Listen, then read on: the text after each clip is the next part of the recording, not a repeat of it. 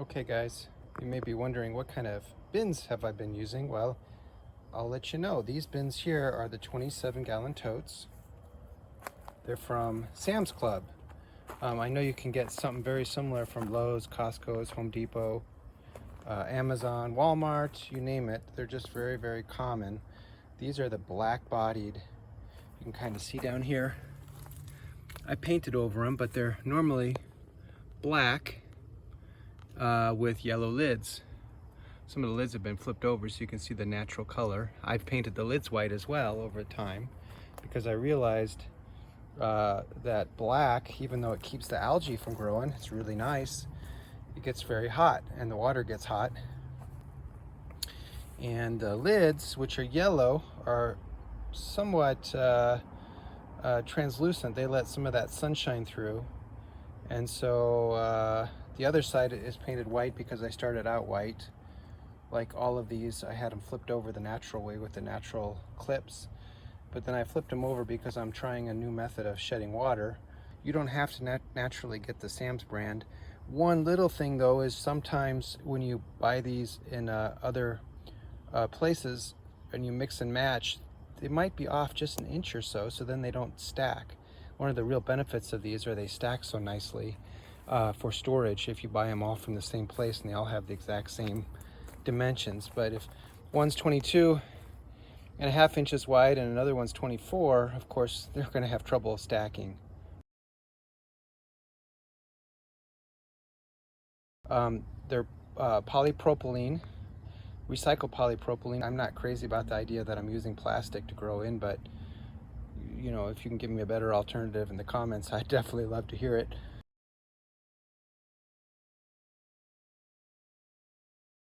Yeah, so this is what I've been using, and I think it's probably the lowest way you could probably get started, the lowest cost way, because like I said, you can get a lot of plants going in some of these bins. You can definitely drill a lot of holes, you know, different patterns. I've kind of experimented with different patterns, but yeah, they're only $9, $10. So if you screw up, you can always, you know, start over. The nice thing is when you do screw up or one of these eventually crack or leak, which can happen, I've repaired a few with some heat gun and melted some plastic over it and was able to repair some of these, but only 2 or 3 of them have leaked over the last 4 years. I'm sure more are going to, especially if I leave them outside during the winter months instead of put them in a garage. When they do eventually leak, you can flip them over on top of existing ones that have plants in them in the early spring or late fall, and they serve as a little mini greenhouse. Remember, the bottoms are black. I have not painted the bottom. There's no sense in wasting the paint down there because you know, they don't get sun down there, but that's another benefit of them, is that they can stack on top of each other and you can have a little covering or a mini greenhouse, especially on those real cold nights. You just don't throw out your cracked ones or your leaking ones, just save them for repurposing later.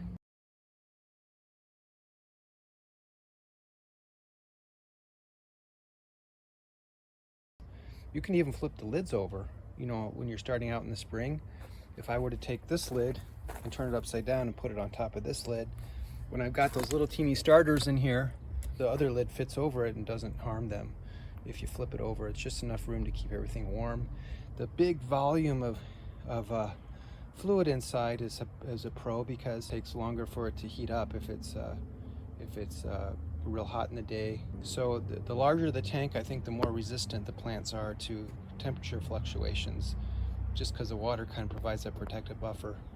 So these tanks here are showing the lids flipped over, trying to shed the water. When it rains, the water likes to go in those holes.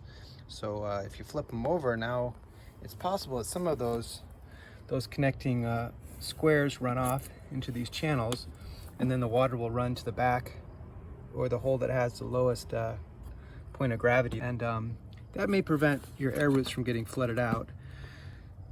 This is how I started out with these big holes. I think it's good to have a few big net cups, like a zucchini might have a bigger root stem as it grows, maybe even a tomato. You can drill holes, you can try them out, try some big holes out, and then, or you could try some of these smaller holes out. I like the smaller holes just because I can start my lettuce in the spring, and then I can kind of keep one hole open in the back for something else.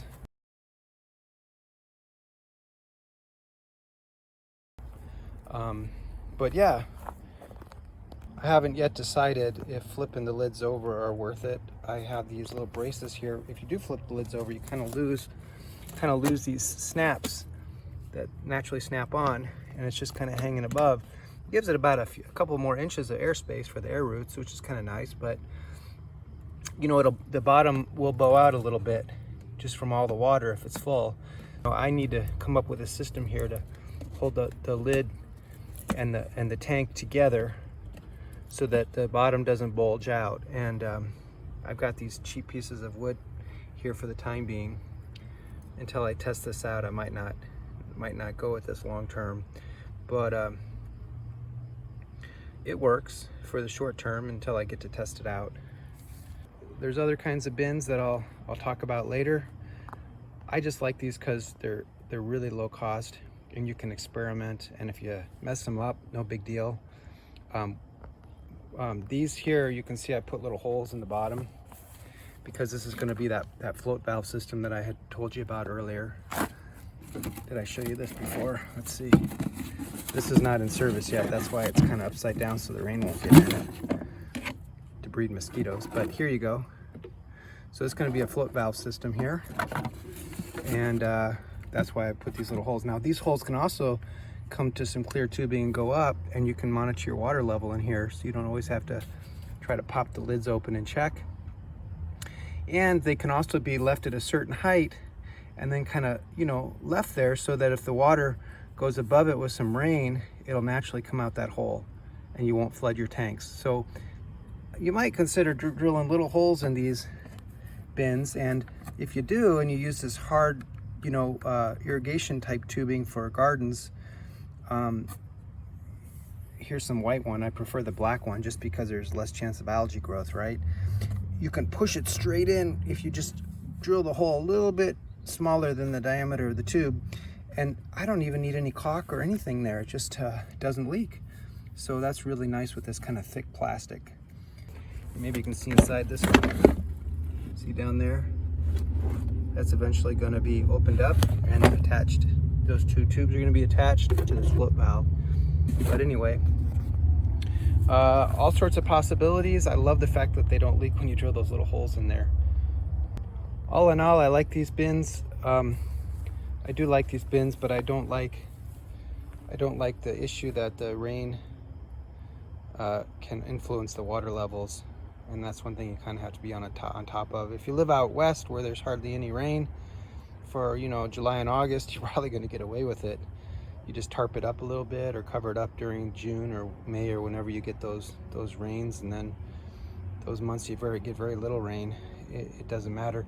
The plants that suffer the most, I think, when you get rain are those little teeny plants, because when the water level rises from, you know, 2 inches from the lid up to 1 inch, you just you know, drowned your plant. So as the plant gets bigger and the water level goes down to half the tank, you'd have to have a lot of rain to fill that thing up and drown all your roots. So it's really critical in June, mostly, if you're trying to protect those air roots. One thing I didn't mention is sometimes just for lettuce alone, these tanks are questionably on the big side. They take a little more fertilizer. I guess if you have 20 plants and there's 27 gallons and they take a gallon a piece to get to maturity, you're probably fine. But I find, at least in my environment with a little rain mixed in, that I don't need that much. So what I usually do is I try to put a fruiting plant kind of midsummer in the back without draining all the nutrients, just to kind of keep using the same nutrients. And that way, by midsummer, all the lettuce and cabbage and kale are pretty much removed because it's too hot for them. They all start to bolt anyway.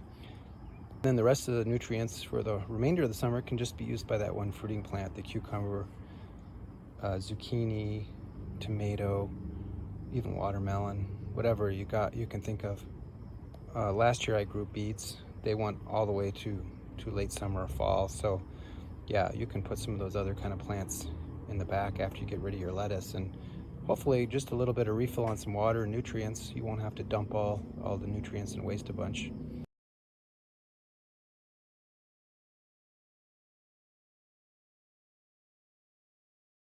Let me show you some pictures of how you might want to stack them even in the winter months, or preferably put them in a garage so they're not exposed to the elements.